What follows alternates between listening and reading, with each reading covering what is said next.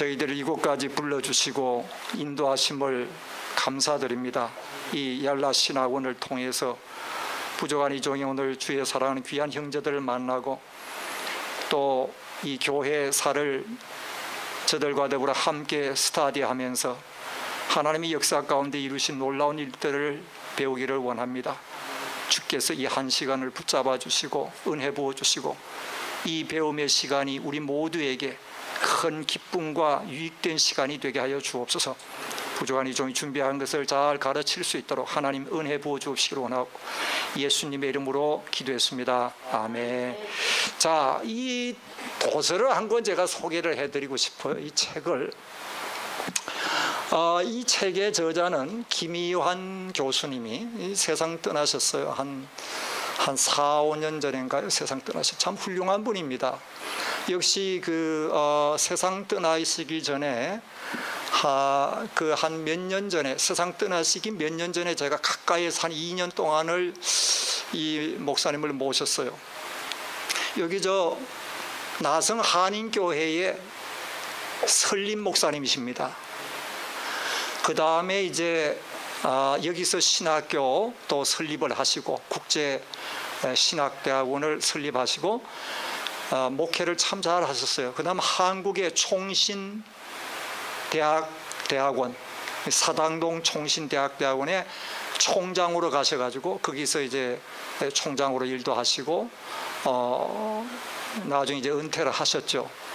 은퇴를 하시고 그 목사님의 그 사역의 말기는 선교 사역을 감당했어요. 캄보디아라든지 곳곳에 그 선교지에 신학교들이 많습니다. 거기에 가서 티칭 사역도 하고 이렇게 하시다가 세상을 떠났죠. 근데 이 목사님이 그 역사 신학의 전공입니다. 전공이. 그래서 웨스민스터에서 이제 THM을 마치시고 필라델피아에 있는 템플 유니버시티에서 역사 신학으로 이분이 박사 학위를 받으셨어요.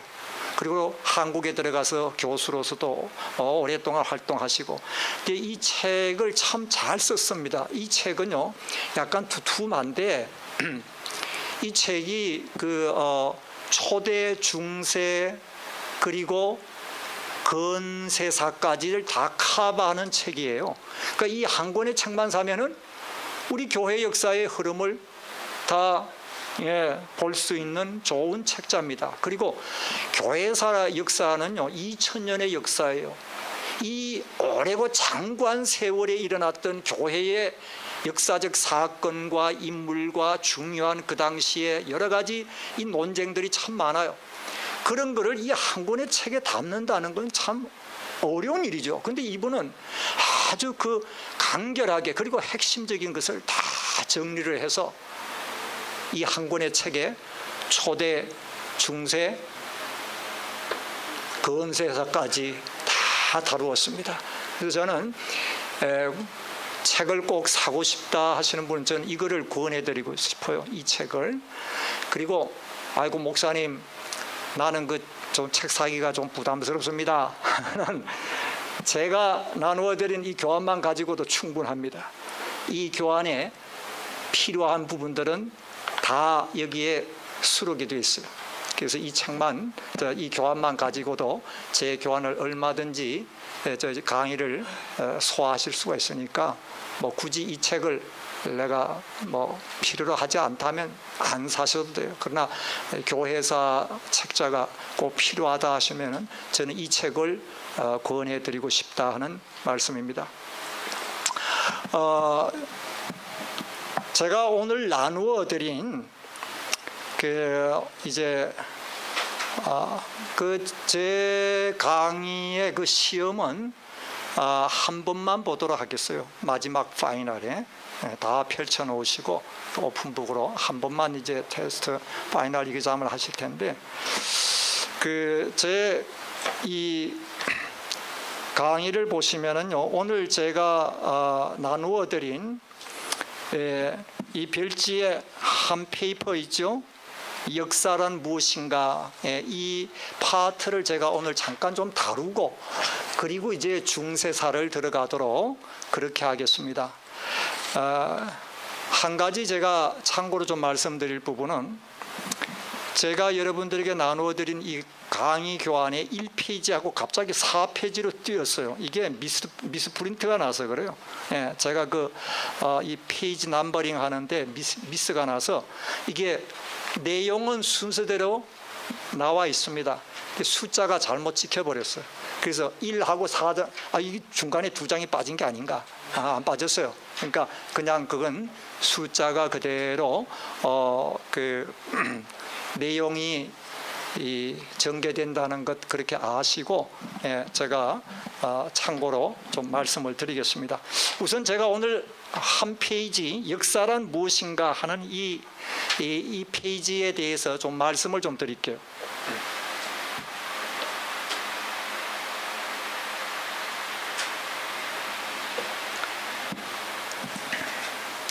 역사 신학이라는 것은요, 이 신학의 큰 그 분야가 5분야입니다. 신학은 5분야를 커버하고 있어요. 5개 분야를 가지고 있습니다. 그것이 뭐냐면 구약 신학이라는 것과 신약 신학이라는 것과 역사 신학이 있고 교의 신학이 있어요. 그걸 우리는 조직 신학이라고 해요. 그 다음 마지막에 실천 신학이요. 이 5개의 분야를 목회학 석사 과정에서 몇 년에 걸쳐서 공부하는가? 최소 3년입니다. 미국 경우에는 외국 신학교 같은 경우에는요 4년 걸립니다. 4년, 길게는 4년 반까지 걸려요. 그 왜 그렇게 걸리는가? 히브리어 헬라어를 철저하게 해요. 외국 신학교. 전 목회학 석사 MDB 과정을 영국에서 했어요. 에딘버러 장로교 신학대학에서 했는데 철저하게 해요. 그래서 거기에 히브리어 헬라어 시험에서 떨어지게 되면 1년을 더 해야 돼요. 그가 그 시험에 패스하기 위해서 밤잠을 설쳐가며, 근데 저는 유학생이니까 이거 1년 연장하면 경비가 얼마나 엄청난 경비가 소요돼요. 목숨 걸고 해야지. 왜냐, 이거 1년 더 넘어가면 어떻게 해요? 1년을 더 스테이 해야 되고, 먹고 살아야 되고, 아이들 데리고 갔고, 이게 보통 일이 아니에요. 그러니까 밤에 잠을 자더라도 눈을 감으면은 그 히브리어 헬라가 막 그냥 지나가는 거예요. 사람이 그렇게 돼요. 긴장 가운데. 왜냐, 그 집중력이거든요. 이걸 하지 않으면은 1년을 더 버텨야 돼. 1년을 버틸 동안에 그 소요되는 경비란 이루 말로 다 할 수가 없어요. 결국 패스를 해서는 3년에 끝냈습니다. 근데 자랑이 아니라 이 미국 학교가요 4년을 학생들에게 요구를 해요. 그럴 수밖에 없는 것이 그 히브리어 헬라어 때문에 그래요. 철저하게 합니다. 그래서 이걸 성경을 영어 성경이 아니라 히브리어 헬라어 성경을 펴놓고 신약학 구약학을 강의를 해요. 그러니까 이건 영어 성경이면 또 좋겠는데 히브리어 헬라어 성경 놓고 강의를 하는데 뭔지 알아야 따라갈 거 아니에요. 영어는 대충 알아듣는다 하더라도. 그래서 제가 다 MDB 과정을 외국서 공부하는 게 아니에요. 저는 권하고 싶지 않아요. 못 모르고 갔지. 원래 모르면 무식하면 용감하다. 원래 여기서 해야 돼요. 자국어로 해야 됩니다. MDB는.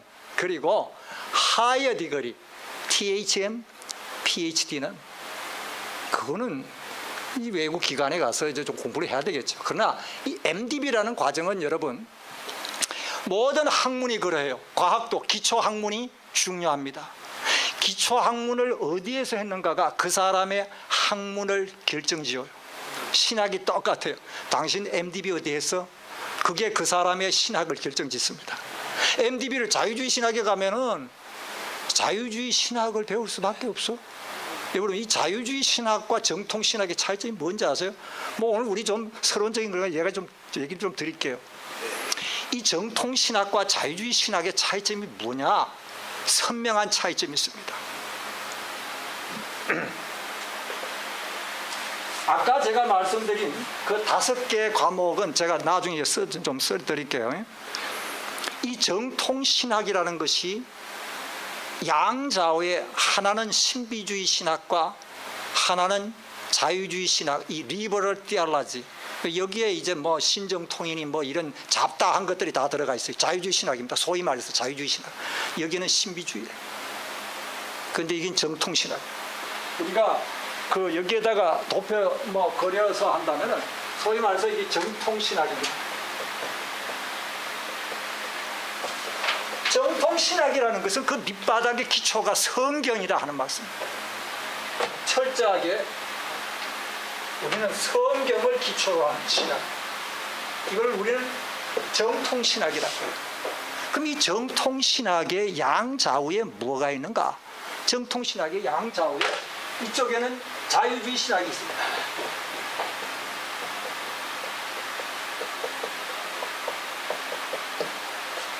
여기에 또한 원사이드는 신비주의가 있습니다. 딱 이렇게 나눠. 그럼 신비주의 신학과 정통 자유주의 신학과의 차이점이 뭔가? 그 밑바닥에 깔고 있는 것이 바로 이 부분이에요. 신비주의는 그 밑바닥에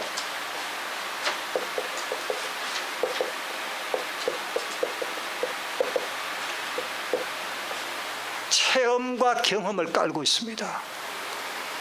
영적 체험. 놀랍죠? 네. 저도 강렬한 뜨거운 체험을 경험했더랬습니다. 그 나이가 20대 초반에, 지금 보시는 바대로 제가 좀 말랐어요. 그때나 지금이나 똑같습니다. 두 차례의 병고로 한 6년 동안 아주 시달렸어요.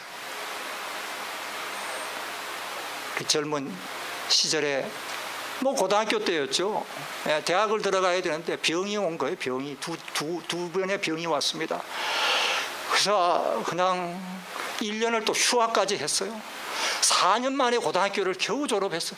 그 졸업도 그냥 3학년 때는 막 50일을 그냥 결석을 하고, 학교에서 한 해 휴학을 했으니까 이 사람은 졸업을 안 시킬 수도 없고 50일을 또 결석을 했는데 그냥 졸업시켜 준 거예요. 학교에서 더 붙잡아 두자니까 자기들도 답답하니까 밀어낸 거죠. 제가 병고에 한 6년을 시달리면서요, 그것이 저로 하여금 하나님께 나아가게 하는 기회를 만들어 준 겁니다. 모태 신앙이에요. 저 모친이 아주 독실한 참 신앙인이고 권사로 봉사하시다가 교회 이제 교회 봉사하다 세상을 떠났어요.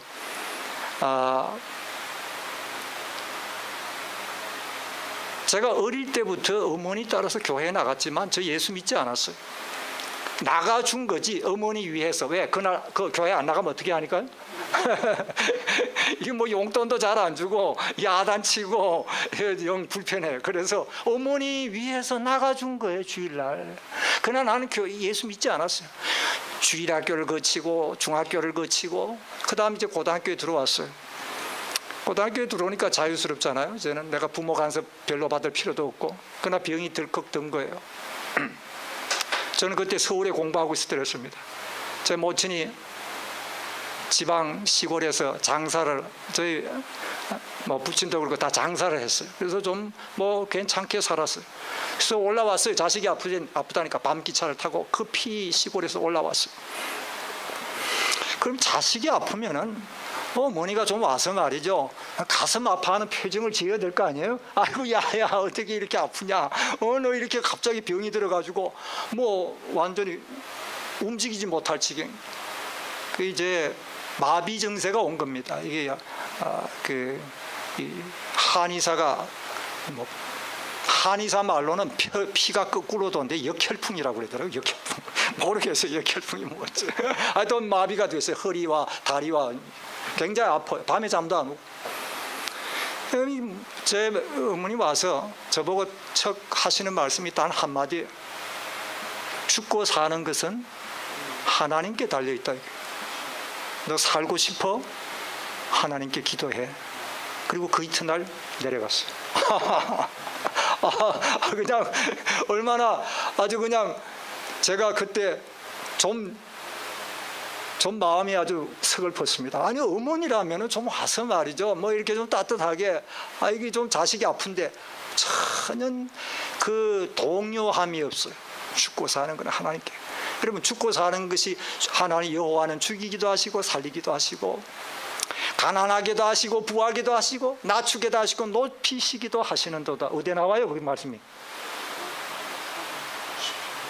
이 동네 그건 모르는가 봐. 사무엘상 2장에 나오잖아요. 사무엘상 2장에. 이거 찾아봅시다. 이거 사무엘상.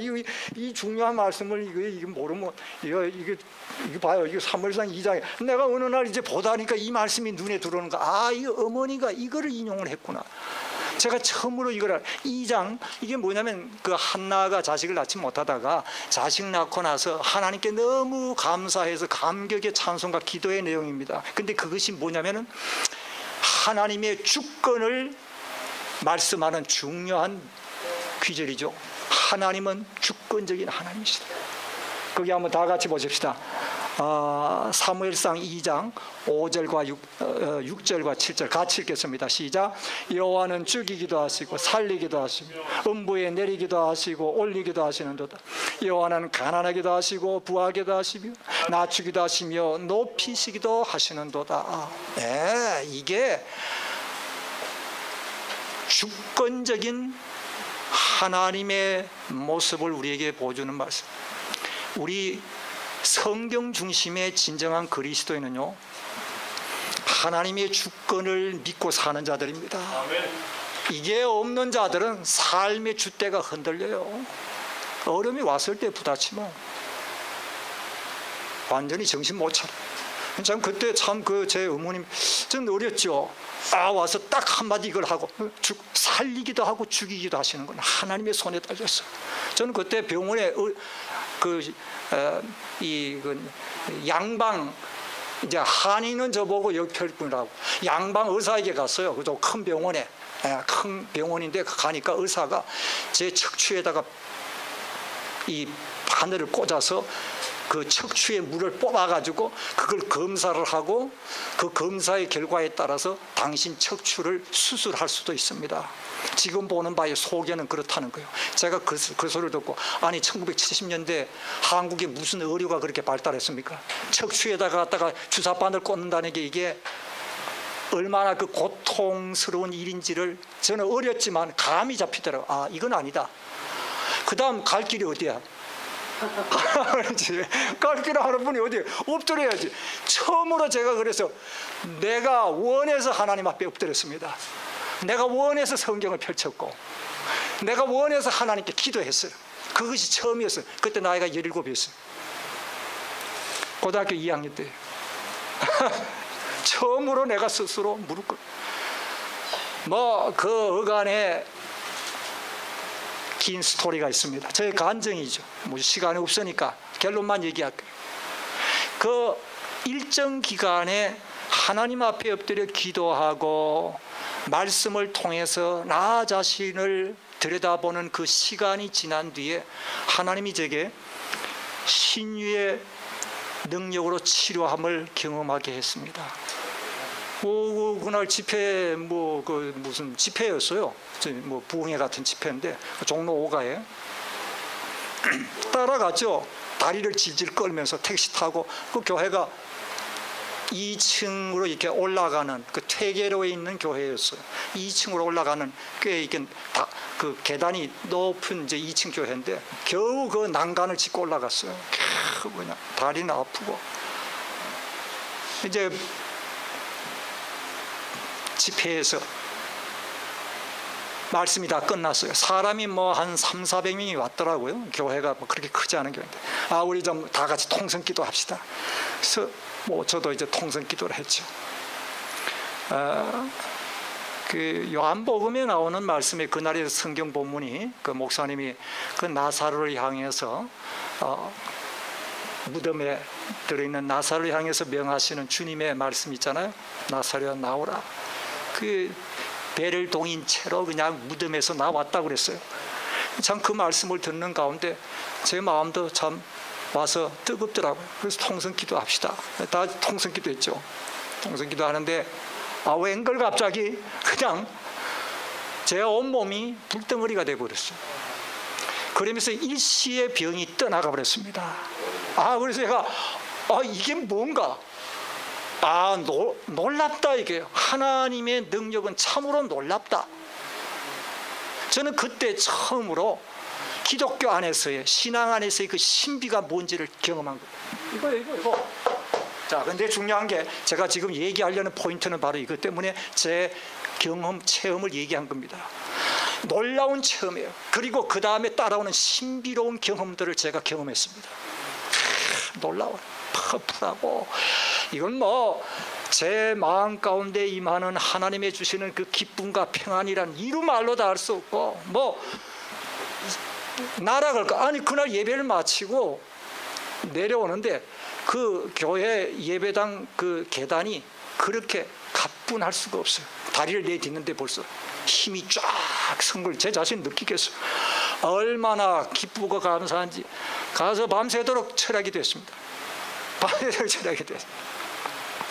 너무 감사하고 고맙고 기뻐서 영적 체험이죠. 신비로운 경험입니다. 자, 그런데 제가 얘기하려는 포인트는 그리스도인의 삶 속에 이러한 신비로운 체험들이 다가와요. 주어진다는 말씀이에요. 하나님의 은혜입니다. 문제는 뭐냐면 이것만을 자꾸 추구하게 되면 누구가 역사한다고? 사탄이 역사한다니까. 이게 마귀가 역사하게 돼 있어요. 이거는 어김없습니다. 사탄이 그거를 통해서 역사를 해요. 유명한 신학자인 G.I. 페이커라고 있어요. 들어보셨죠? 안 들어보셨어요? G.I. 페이커.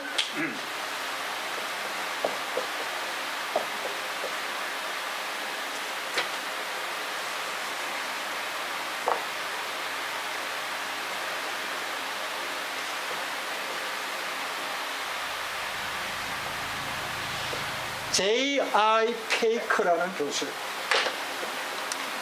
G.I. 페이커라는 교수는요, 지금도 살아 있습니다. 이분은 특별히 청교도 신학을 오랫동안 연구하면서 그 청교도 신학을 오늘 현대 신학계의 교회에 소개한 아주 훌륭한 인물이에요. 이 G.I. 페이커는 특별히 청교도들의 성령의 놀라운 은혜에 대한 많은 책들을 그가 출간을 했습니다. 우리 개신교에 있어서 특별히 개혁주의 신학에 청교도들이 물려준 신학적 유산이 있다면 그건 청교도들의 그 작품들, 성경 강해서라든지 신학 서적들이 많아요. 근데 이 청교도들의 그 신학 서적들이라든지 문헌들 들어가 보면요, 그네들의 그 신학이라는 것은 드라이한 이론만의 신학이 아니었습니다. 놀라운 성령의 영적 체험을 경험한 자들의 신학이에요. 그래서 깊이가 있고 성경 중심이에요. 여러분들이 아마 앞으로 기회가 있으면 청교도 신학도 한번 좀 접해볼 기회가 오겠죠. 바로 이런 청교도 신학을 오늘 우리 시대에 소개한 인물입니다. G.I. 페이커. 아주 훌륭한 인물이에요. 지금도 살아있어요. 근데 이 G.I. 페이커가 성령의 은혜로운 역사에 대하여서 아주 중요한 한마디를 던졌습니다. 제가 지금 그걸 소개하려고 그래요. 그게 뭔 얘기냐 하면은, 자, 우리가 이런 신비로운 체험들을 하게 되면은 자꾸 거기에 몰두하고 그걸 자꾸 추구하게 돼요. 추구하다 보면 누구가 역사한다고? 마귀가 역사해. 그래서 산에 가서 기도하다가 말이에요, 때로는 저 한국에서 많이 봤어요. 미친 사람 봤다니까. 아세요 그거? 정신 돌고 미친. 마귀가 와가지고 그냥 사람을, 정신을 그냥 돌게 만들어버리잖아요. 이 G.I. 페이커가요, 아주 중요한 얘기를 했습니다. 무슨 얘기를 했냐면은, 하나님의 성령께서는 우리 뒤에서 빛을 비추시는데 저 앞에 예수님을 바라보라고 빛을 비추고 있어요. 성령께서 빛을 비추시는, 겨냥하는 그분은 바로 예수님이세요.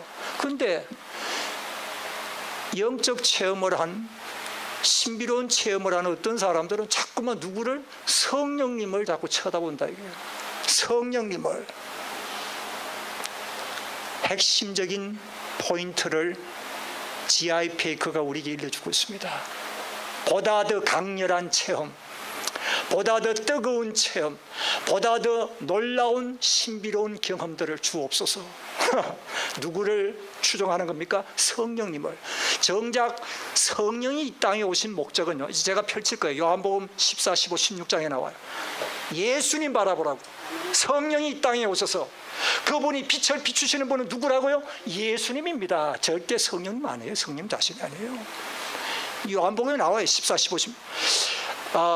복음서에서 14, 15, 16장은 소위 말해서 우리가 다락방 강화라고 그래요. 이 다락방 강화라는 것은 예수님께서 이제 마지막 십자가 지시기에 앞서서 제자들과 더불어서 같이 함께 식사를 나누시고 그들을 위하여 주신 마지막 메시지를 우리는 다락방 강화라고 해요. 그 다락방 강화가 요한복음 14, 15, 16장이에요. 그 13장에 걸쳐서 그 안에 담겨져 있는 내용이 뭐냐면 성령님에 대한 언급들이 많이 들어와 있습니다. 시간 관계상 우리 잠깐 한 곳에만 좀 찾아보고 넘어가는데, 요한복음 15장 우리 한번 잠깐 보시겠습니다.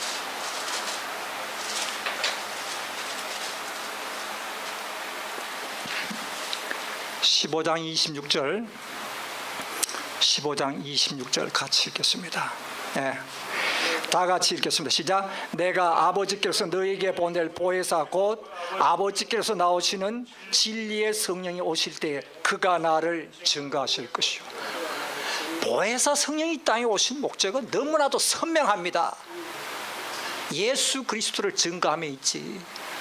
물론 성령께서 오셔서 우리로 하여금 놀라운 영적 체험을 하게 하세요. 신비의 체험을 하게 하세요. 놀랍습니다. 제가 앞전에 말씀드린 대로 바로 그런 부분들이죠. 아이고, 일순간에 병이 떠나가버리네. 아이고, 내 안에 임하는 하늘의 기쁨과 평안함, 이런 말로 다 할 수 없어요. 여러분, 누가 행복한 자요? 누가 행복한 자요? 지금 제가 얘기했는데 그 마음에 기쁨이 있는 자입니다. 그 마음에 평안이 있고 감사가 있는 자가 세상에서 가장 행복한 사람이에요. 돈으로 살 수 있는 것들입니까? 아니에요. 천만에. 돈으로 살 수 없는 것들입니다. 누가 주신다고요? 하나님이 주시겠다고 그랬어요. 구하라 그리하면 받으리 너희 기쁨이 충만하리라. 바로 그거요. 구하라 그리하면 받으리니 너희의 기쁨이 충만하리라. 이거요. 하나님이 주시는 그 기쁨을 받아 누리는 이 땅 위의 삶이 그리스도인의 삶이에요. 또 하나 있어요. 내가 주는 평안은 세상이 주는 것 같지 아니할 것이요. 세상이 빼앗지 못할 것이다. 하나님이 주시는 평안함이 있어요. 아이고, 제가 그때 한 6년 어간에 2번 병이 들어가지고 말이죠. 처음에 병 들어가지고 몸이 너무 아프니까 잠도 오지 아니하고 별 생각 다 드는 거예요. 내가 이러다가 이제는 여기서 종치는 게 아닌가. 우리 친구들 지금 대학 가가지고 말이죠. 데이트도 하고 한참 재밌게 노는데 나는 이게 뭐냐 말이에요. 별 생각이 다 드는 거예요. 그 죽음에 대한 두려움이 자꾸 몰려오는 겁니다. 이 환자에게 있어서 가장 고통스러운 시간이 몇 시간대인지 아세요? 새벽 1시에서 3시 사이입니다. 새벽 1시에서 3시 사이가 가장 고통스러워요. 환자에게 있어서. 온 사방이 적막하죠. 잠은 오지 아니하고 내 몸의 육체에 고통은 있어요. 오만 생각이 다 오고 가는 거예요. 죽음에 대한 공포가 끊임없이 몰려와요.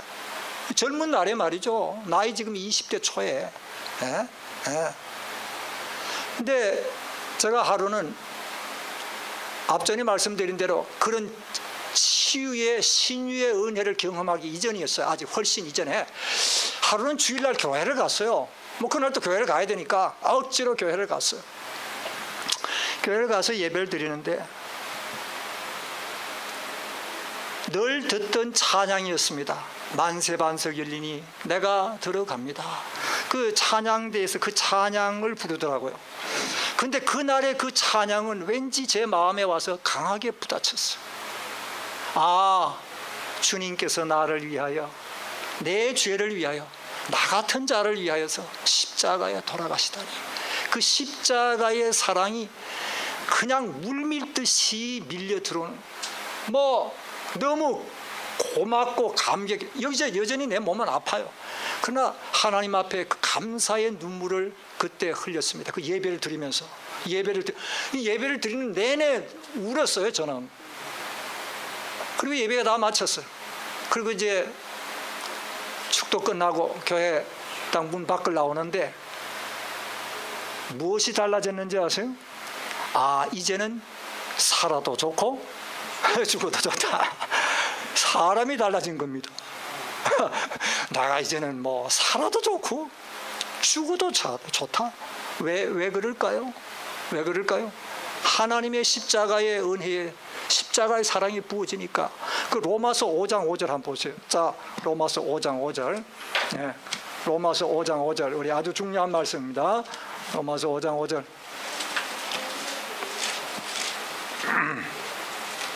자, 5장 5절 같이 읽겠습니다. 시작.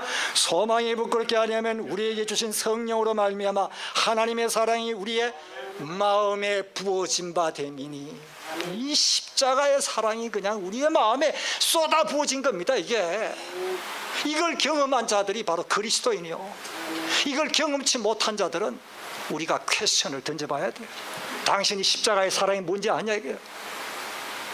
하나님 앞에 죄 용서함을 받을 때의 그 기쁨이란 세상의 그 기쁨과 비교할 수 없고, 바로 이 부분이죠. 전 처음으로 경험을 했어요. 그걸 다 이런 부분들입니다. 지금 제가 얘기하려는 포인트는 이리로 가기 위해서 얘기하는 거예요. 제가 뭐 이 체험이 뭔지도 모르고 그냥 뭐 이 교수라고 그래가지고 저 이론이라 늘어놓고 말이죠. 그거는 아니다 하는 말씀입니다. 저는 뭔지 아시죠? 진짜 하나님 앞에 감사해요. 제가 아마 20대에 그런 것들을 경험치 못하고 그냥 그저 신학 서적이나 그저 아마 제가 스타디를 했더라면 저는 이 자리에서 이런 얘기를 감히 할 수가 없을 거죠. 예.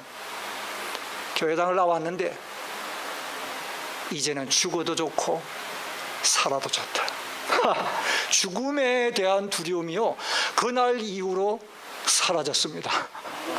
참 놀라워요. 그래서 내가 이게 도대체 어떻게 이렇게 이것이 가능하지? 어느 날 성경을 읽는 가운데 이 로마서 5장의 이 5절 말씀이 마음에 들어오더라고요. 우리에게 주신 성령께서 우리의 마음에 뭐요? 십자가의 사랑을 부으시자. 십자가의 사랑은 뭐요? 모든 것을 다 덮어버려요. 두려움도 덮어버리고 슬픔도 덮어버리고, 그러니까 뭐요? 마음의 기쁨과 감사함과 평안함이. 저는 그때 처음으로 경험해 봤어요. 이 세상에 돈이 있다고 해서 잠시 우리가 기쁨이 있겠죠. 돈이 있으면은. 저는 또 그 신학 들어가기 전에 이 집을 제가 청부업계에 뛰어들겠다고 신학교에 들어가기 전에는 또 거기에 또 한때 일을 했어요. 돈 버는 거라고. 병 고침 받고 난 뒤에 하나님 앞에 서원했습니다. 나 이제 주님 종이 되겠습니다. 그래서 사람이 간사해요. 낳고 나니까 내 보따리요, 가고 싶지 않아요. 방향을 틀었습니다.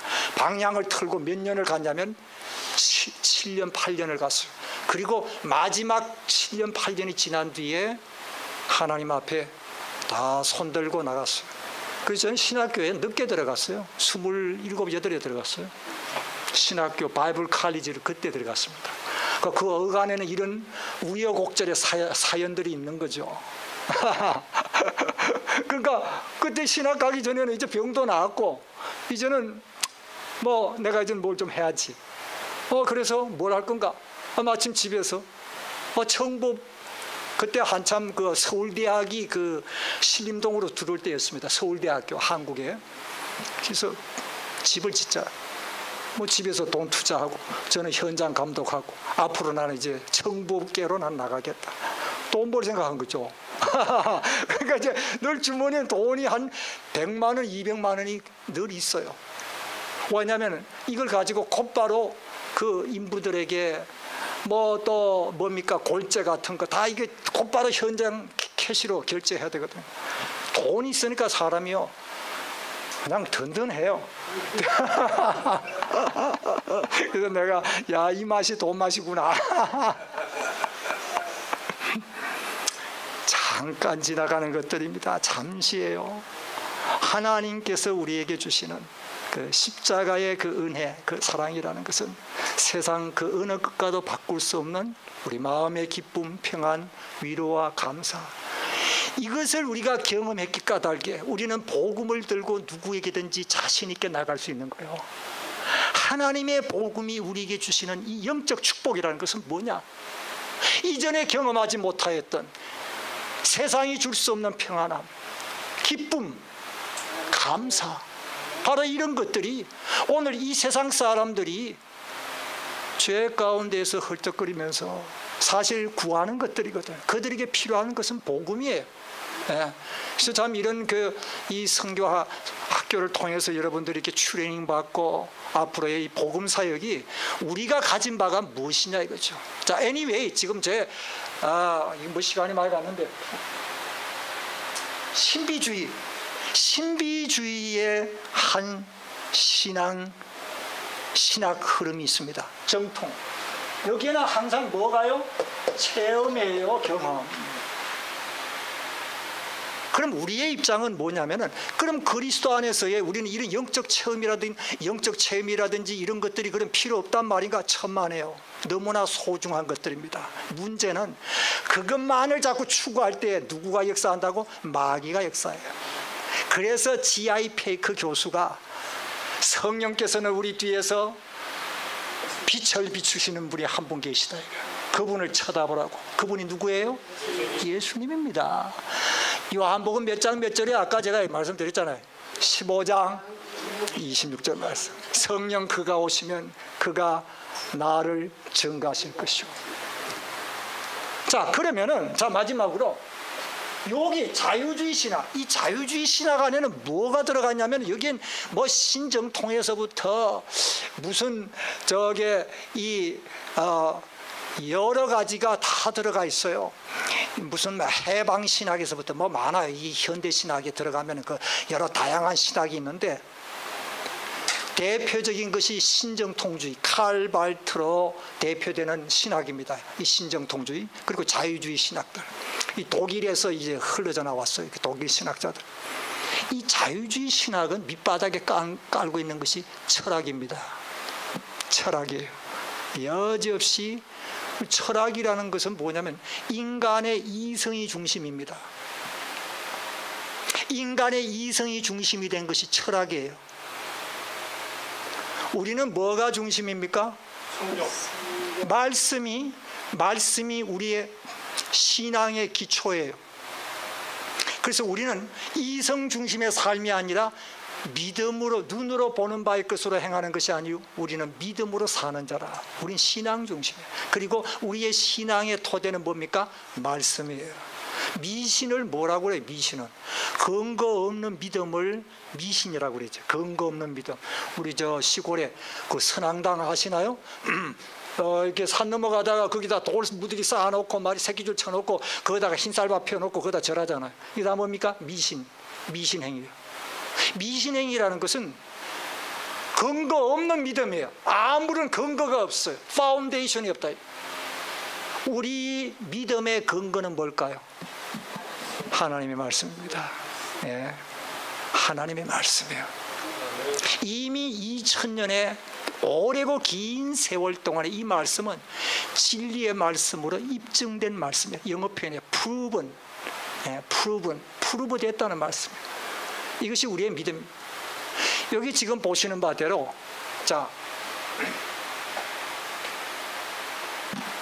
이 자유주의 신학의 밑에 깔고 있는 것은 바로 철학이에요. 그래서 발트의 신학은 들어가 보면은요, 발트는 성경을 해석하기 위해서 철학을 도입을 했습니다. 그래서 철학적 메달라지, 방법론을 가지고 성경을 해석해요. 엉뚱한 신학이 나오죠. 엉뚱한 신학이 나옵니다. 이 부분을 제가 오늘 서론 부분에서 잠깐 좀 언급을 하려고 그래요. 자, 여기까지 지금 잠깐 제가 말씀을 드렸는데, 한 5, 6분 잠깐 우리 브레이크 타임 하시고 마지막 제가 8시 반까지 좀 말씀을 좀 드리겠습니다. 혹시 질문이 있다든지 우리 잠깐 브레이크 타임하고 제가 오늘 나누어 드린 이 처음 역사란 무엇인가 이 파트를 제가 좀 말씀을 드릴게요. 예. 그리고 신학에 대한 내용을 좀 제가 잠깐 좀 브레이크 타임 좀 하시죠. 우리가 지금 이 첫 시간에 이 코스가 지금 제가 듣기로 이제 선교 트레이닝 코스인데, 어떻든 이 트레이닝 그 코스에 여러 가지 그 과목들이 지금 주어지고 있어요. 보니까 과목들이 주어지고 있는데, 이 과목들은 사실은 그 MDB 클래스의 그 목회학 석사 과정들이 다루고 있는 여러 분야들을 이제 이렇게 아마 커리큘럼을 짜서 프로그램을 만들었는 것 같아요. 우리가 신학을 공부하려고 한다면은 이거는 알고 있어야 돼요. 신학이라는 것은 크게 5개 분야로 이렇게 나누어집니다. 아까 말씀드린 대로 신약, 구약 신학, 그다음 역사 신학, 그다음 이제 뭐 교의 신학 혹은 조직 신학이라고 그래요. 그다음 이제 마지막으로 실천 신학. 이 5개란 말이에요. 그럼 이런 것들이 서로 상호간에 어떤 상관성을 가지는가 하는 걸 좀 알아야 돼요. 그 신학교 뭐 그 5개 과목이 있다고 그래. 그 정도가 아닙니다. 이게 서로 상호간에 상관성을 지니고 있어요. 이 신학계의 5개의 과목이 그 흐름이 어떤 거냐 하면은 우리는 구약 신학과 신약 신학에서 구약과 신학이라는 여기도 뭐 신약학 강의하죠? 네. 구약학 강의도 한 번씩 아마 할 겁니다. 그러면은 그 신약학, 구약학이라는 것은 각각 그 안에 3가지 과목들이 내포되어 있어요. 언어를 해야 되고, 그다음 주경주예라고 그러죠. 주경신학이라고. 언어, 주경신학, 그 다음에 신학을 공부해야 돼. 이게 3가지가 묶어져서 구약신학, 신약신학이 되는 거예요. 교회사는 어떻게 됩니까? 초대, 중세, 또 종교개혁사, 그 다음 근세교회사, 뭐 이렇게 이어지는 거예요. 거기다가 플러스 미국에서 목회하려면 미국식 교회사까지 해야 돼. 한국에서 목회하면 한국교회사 플러스 그게 한국교회사 뭐 이렇게 들어가야 된다. 그러면은 제가 지금 앞전에 말씀드린 대로 이런 이 신학의 이 다양한 제 분야의 상호 관련성은 도대체 무엇인가? 신약학과 구약학, 이것은 마치 비유컨대 저 광산에서 광석을 캐내는 것과 같아요. 여러분, 광산에서 광석을 캐내면 금덩어리가 그냥 주먹째로 나옵니까? 돌하고 불순물이 섞여 있어. 그래 안 그래요? 네, 그걸 어떻게 해야 돼? 정제한다고 그러죠. 영어로는 refining이라고. refine.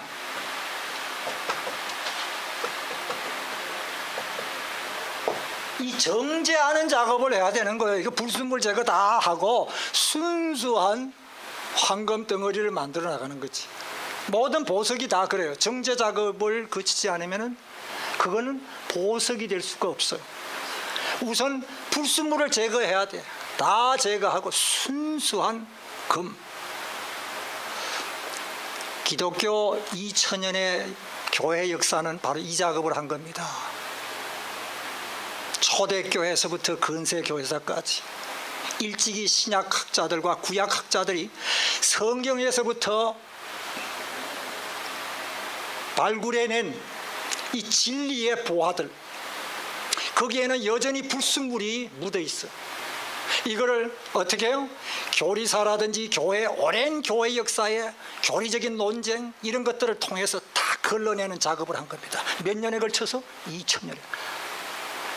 우리가 잘 아는 이 종교개혁의 역사가 바로 또 하나의 중요한 분기점이 되는 작업이었습니다. 로만 캐톨릭이 부패하니까 오직 의인은 믿음으로 말미암아 살리라, 이 구원의 진리를 다시 한번 확실하게 말씀으로 밝혀주는 작업이 종교개혁이었습니다. 그러니까 기독교 역사에 지금 우리는 이 역사신학이라는 것 중요한 걸 배우고 있어요. 초대, 중세 쭉 공부하고 있는데 이 기독교 역사는 2000년의 역사인데 2000년의 역사 기간 동안에 뭘 했는가? 진리의 보화들, 누구가 캐냈습니까? 신약학자들과 구약학자들이 캐낸 진리의 보화들을 뭐 하는 작업이었어요? 정제하는 작업이었습니다. 그래서 오늘 우리에게 주어진 이 신학은 바로 정통신학이에요. 개혁주의가 표방하는 신학은 정통신학입니다. 정통신학의 의미는 뭐예요? 그 중심에 뭘 깔고 있어요? 성경이. 우리는 철학도 아니고 이성 중심의 철학도 아니고 체험 중심의 신비주의도 아니에요. 어디까지나 성경을 중심으로 한 정통신학, 이것이 우리 개혁주의의 입장입니다. 참 중요해요. 그래서 이 교회사를 공부한다는 것은 이런 중요한 의미를 지니고 있어요. 물론 오늘 또 제가 지금 이 첫 페이지에 이 파트를 제가 좀 더 설명을 드리면 더더욱 교회사 그 역사의 그 중요한 의미를 더 캐치를 하게 되는데, 우선 신약학, 구약학, 교회사를 통해서 2000년의 장구한 세월에 정제 작업을 거쳤습니다. 자, 그러면은 여기 진주 구슬이 있어. 이게 그냥 막 굴러다니네. 그거 어떻게 해야 돼? 꿰야지. 꿰야 그 보석이 되는 거지. 진주 구슬이 그냥 굴러다니는데 그거 놔두면 뭐 그게 무슨 보석이야. 그게 뭐 하는 거예요? 그게 바로 조직신학입니다. 교의신학. 일찍이 주경신학자들이 신약학자들과 구약학자들이 성경에서부터 발췌해낸, 거기에서 캐낸 진리의 보화들을 정제 작업을 거쳐서 하나씩 꿰었습니다. 꿰고 난 만든 신학이 뭐라고요? 조직신학이요. 이게 조직신학. 그러니까 조직신학이 굉장히 중요한 겁니다. 이게. 예. 조직신학의 주소가 뭔지는 우리 알고나 있어야지. 조직신학 공부하신 분들, 하셨어요? 그 조신학이 몇 개 과목이 들어갑니까? 서론에서부터 7개. 처음에 뭐가 들어가요? 서론, 신론. 교회는 문제 나오면 안 되지. 자, 이거 헷갈리시는데 내가 아예 정리해 드릴게요. 아주 쉬워요. 모든 음악에는 프렐류드가 있어. 음식점에 들어가도 에피타이저부터 먼저 나와. 서론이 있는 겁니다. 인트로덕션이. 서론이 있어야 돼. 그 다음 뭐요? 하나님이 이 세상을 창조하셨어요. 그리고 인간을 지었어요. 그래서 서론, 신론, 당연히 뭐가 나와? 인간론이 나와야지. 인간론이. 아니, 순서가 그래. 이걸 뭘 외우려고 할 필요도 없어. 그냥 자연스럽게 이해하시면 머리에 그냥 남아버려. 그래서 서론, 신론, 인간론. 이 인간이 어떻게 했어요? 타락했어. 그래서 누구가 와야 돼요? 메시아가 와야 돼. 그래서 기독론이 오는 겁니다. 서론, 신론, 인간론, 기독론. 그분이 예수님이 오셔서 이루신 일이 뭐예요? 구원의 역사였어요. 그래서 구원론이에요. 그 구원론 늘 성령론과 같이 돌아가요. 구원론과 성령론. 그 다음 구원함을 받은 자들의 공동체가 뭐예요? 그래서 교회가 오는 거예요. 교회론이. 그 다음 마지막 역사는 종말을 향해서 달려가고 있습니다. 종말로. 자, 권사님. 자, 권사님. 자, 7가지. 서론, 신론, 인간론, 기독론. 그 다음. 구원론. 그 다음. 구원함을 받은 자의 공동체. 교회론. 정말로. 영어 표현에 이지. 이지.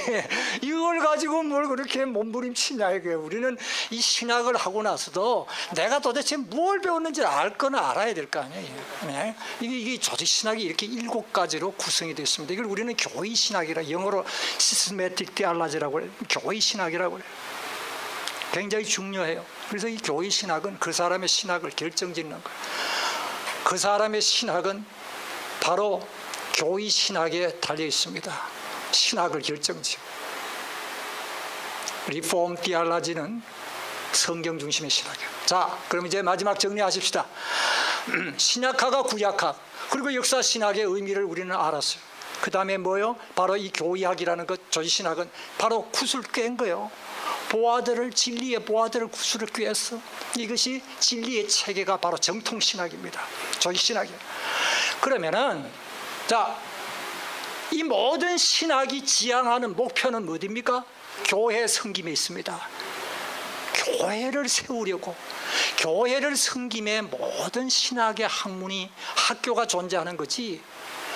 이거 내가 하나님 앞에 이 신학 공부 좀 했다고 말이에요. 교회에서 그냥 뭐 좀 이렇게 나 좀 배웠다고, 이게 아니거든. 이게 이 모든 신학의, 하나님의 말씀을 공부하는 신학의 궁극적인 목표는요, 교회를 세우는 데 있습니다. 교회를 섬기는 데 있습니다.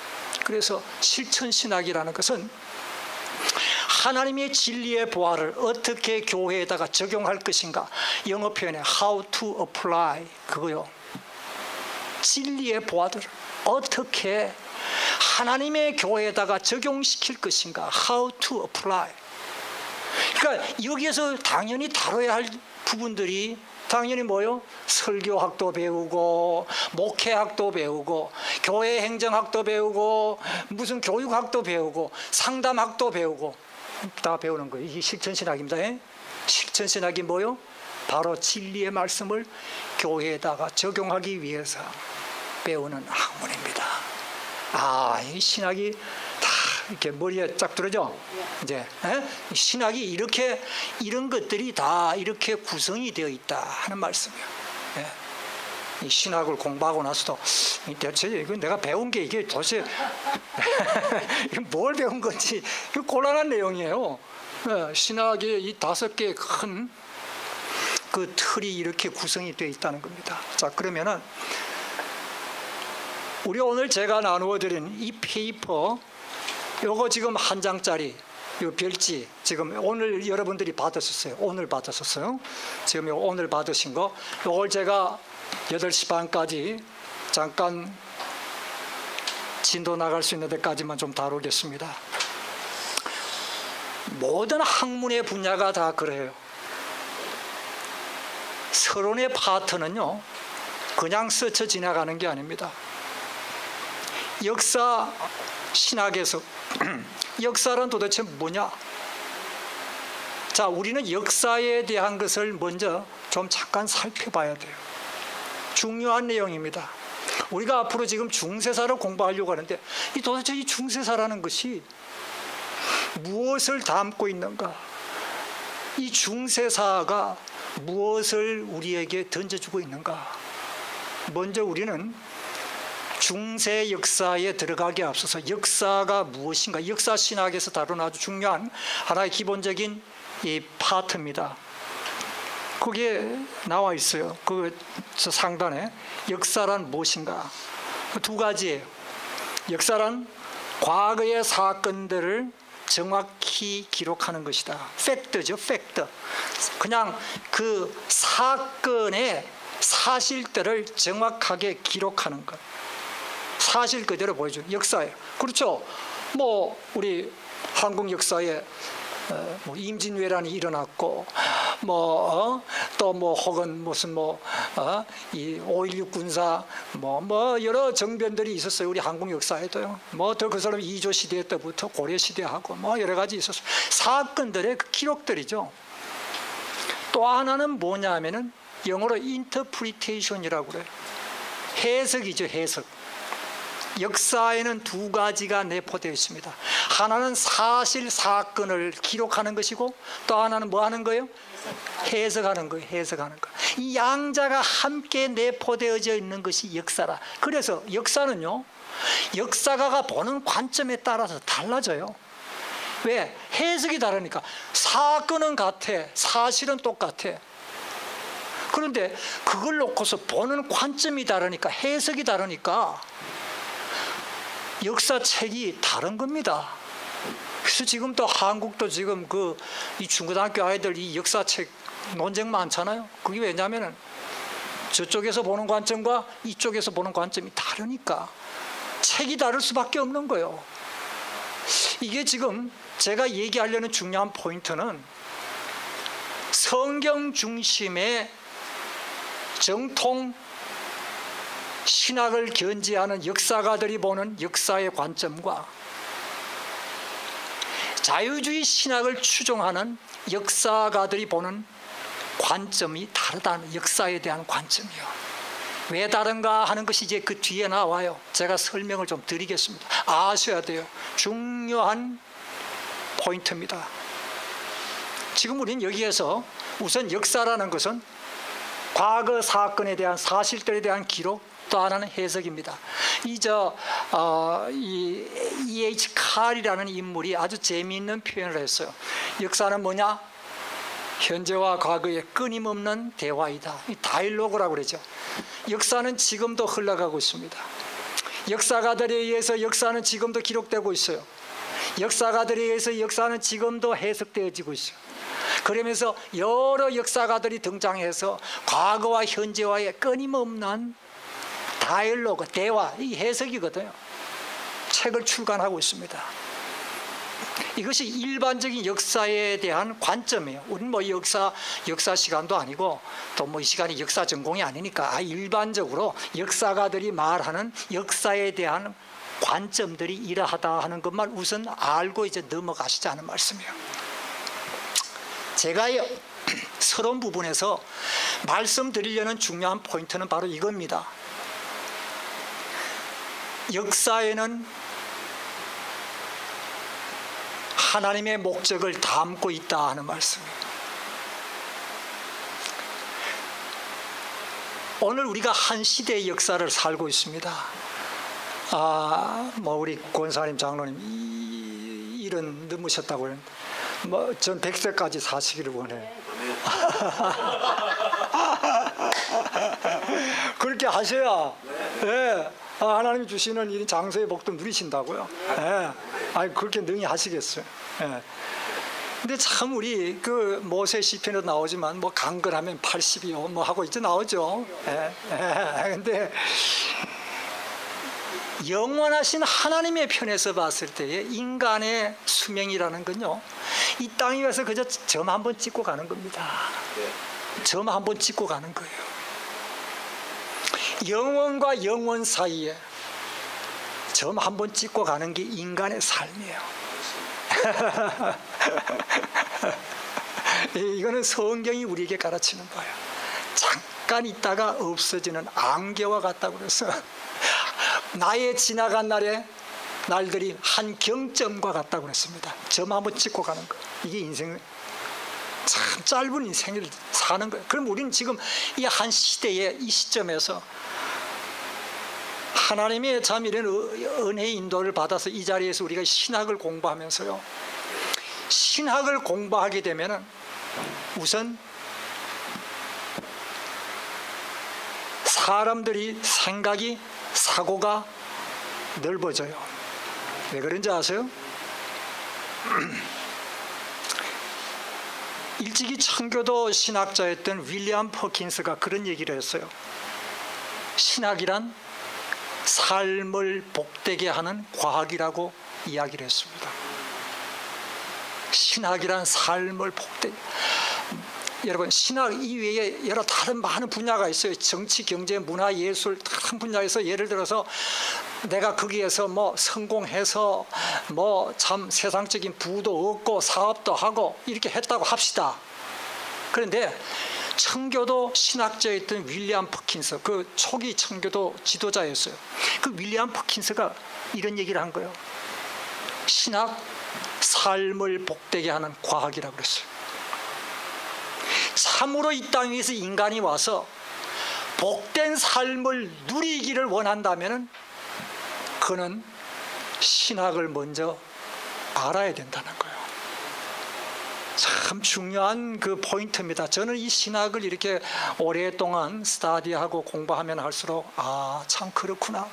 하나님의 말씀에 이 진리의 체계가 얼마나 완벽한지 몰라요. 정말 완벽해요.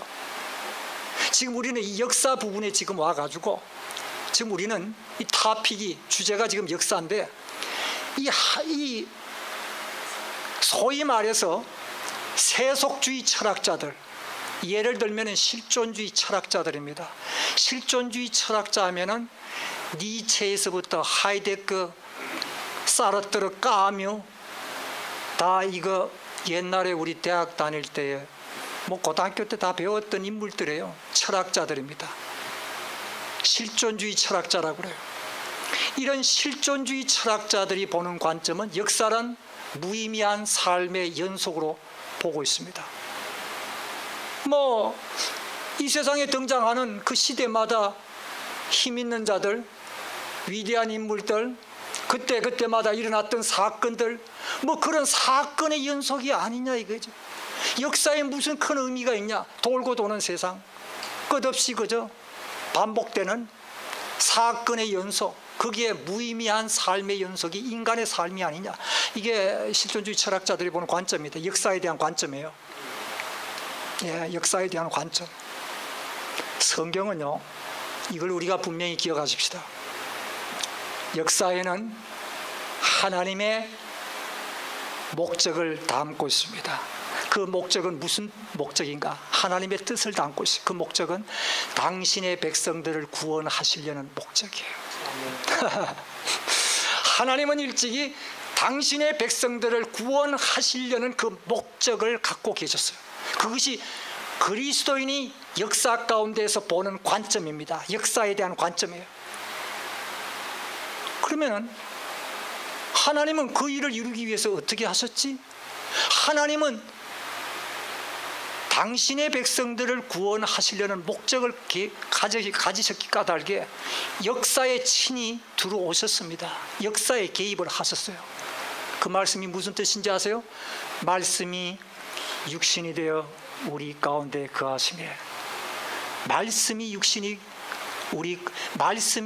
되어 우리 가운데 거하시매. 하나님이 뭐요? 역사 가운데 들어오셨다는 얘기입니다.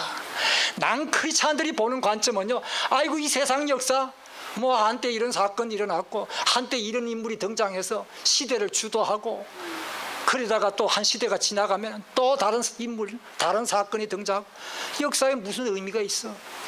그게 그거지 뭐. 더 나아가서 실존주의 철학자들은요, 주장하는 것이 무의미한 삶의 연속으로 봤습니다. 역사라는 것을 의미 없다는 얘기예요. 제가 다음 시간에 실존주의 철학에 대해서도 잠깐 좀 언급할게요. 시간이 오늘 다 됐는데 제가 다음 시간에 좀 이 부분을 좀 더 다루어서, 그래서 이 신학 강의를 자꾸 들으면 유식해져. 네. 유식해져 이게. 그리고 상당히 깊어져. 그래서 이 자식들하고 말이죠, 대화를 해도 밀리지가 않아. 밀리지 않는다니까. 이게 나이가 들었다고 우리가 절대 우리는 배움을 중단할 수 없습니다. 다음 시간에 제가 계속 이어서 좀 말씀드리고 여기까지 잠깐 기도하고 마치겠습니다.